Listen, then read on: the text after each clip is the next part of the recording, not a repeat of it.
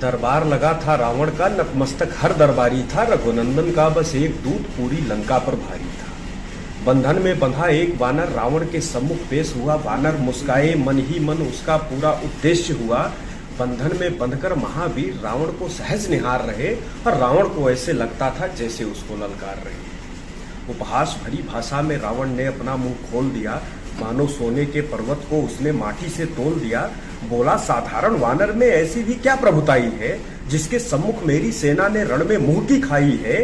तब मेघनाद ने कहा, पिताश्री यह वानर मायावी है, पल भर तो हमको स्वयं लगा जैसे यह मुझ पर हावी है। वश में कर पाना इस वानर को इतना भी आसान न था, जिसके बल से इसको रोकूं ऐसा कोई संधान न था। मैंने अपनी सारी विद्याओं को इस पर अजमाया था, ब्रह्मास्त्र चलाया तब जाकर यह वानर वश में आया था।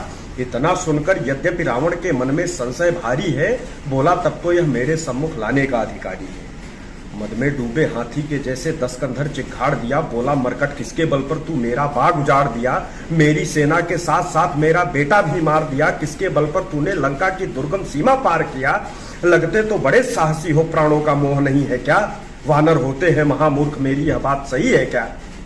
मुस्काकर बोले महावीर, मैं वानर, मेरा काम यही, फल खाया थोड़ा उछल कूद की, और तो कुछ मैं किया नहीं।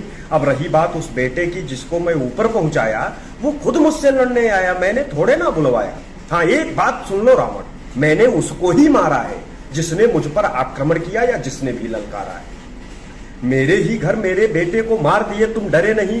सौभाग्य मनाओ अपना, तुम जीवित हो अब तक मरे नहीं। लंका में इस दुस्साहस का परिणाम जानते हो क्या है, जिसके सामने खड़े हो उसका नाम जानते हो क्या है। हैरान नहीं हो अपने से ही अपनी मृत्यु चुने हो तुम, और लंका में आने से पहले क्या मेरी कीर्ति सुने हो तुम। बिल्कुल महाराज, सुना हूं मैं कि आप बहुत बलशाली हैं।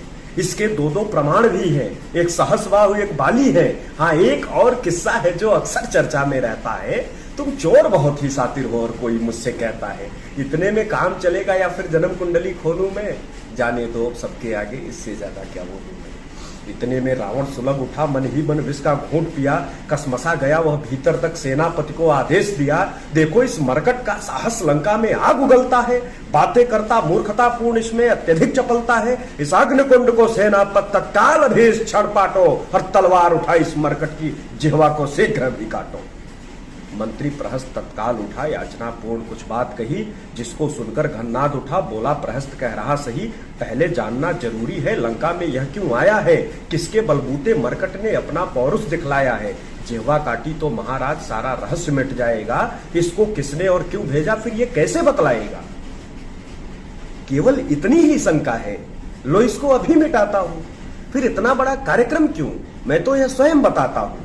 मैं पवन पुत्र अंजनी तनय हनुमान, मुझे सब कहते हैं। पूरी दुनिया जिसके मन में, वो मेरे मन में रहते हैं। मैं प्रभु राम का सेवक हूँ, उनकी ही आज्ञा पाया हूँ। माता सीता का पता लगाने को लंका में आया हूँ। माता सीता से भेंट हुई, बस तुमसे होनी बाकी थी। बंधकर आया तेरे सम्मुख, यह मेरी ही चालाकी थी। मेरी जिह्वा को काट सके ऐसी कोई शमशीर नहीं, और जो बांध सके बजरंगी को ऐसी कोई जंजीर नहीं। अब कान खोल कर सुन रावण, मैं ऐसा वैसा व्यक्ति नहीं, और जो मार सके बजरंगी को दुनिया में ऐसी शक्ति नहीं। मेरी भी कुछ जिज्ञासा थी, इसलिए स्वयं आ गया यहाँ, वरना मुझको जो बांध सके लंका में ऐसा वीर कहाँ।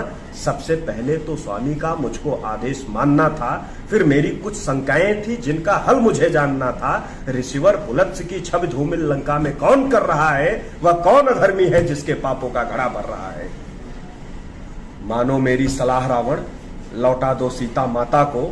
मद में पड़कर तुमने शायद पहचाना नहीं विधाता को। अपराध क्षमा कर तेरे सब तुम पर करुणा बरसाएंगे। कुल सहित कुशल से रहना, फिर कोई भी विघ्न न आएंगे। यदि अहंकार में पड़ करके रघुवर से द्रोह करोगे तुम, तो कान खोल कर सुन लेना, लंका के सहित मरोगे तुम।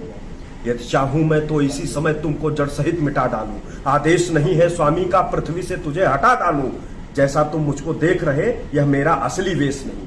चुटकी में तुम्हें मसल देता, लेकिन प्रभु का आदेश नहीं। स्वामी अब खुद ही आएंगे पहुंचाने तुमको परम धाम। अब मेरी भी यही कामना है, इसका यश पाए प्रभु राम। जय सिया राम।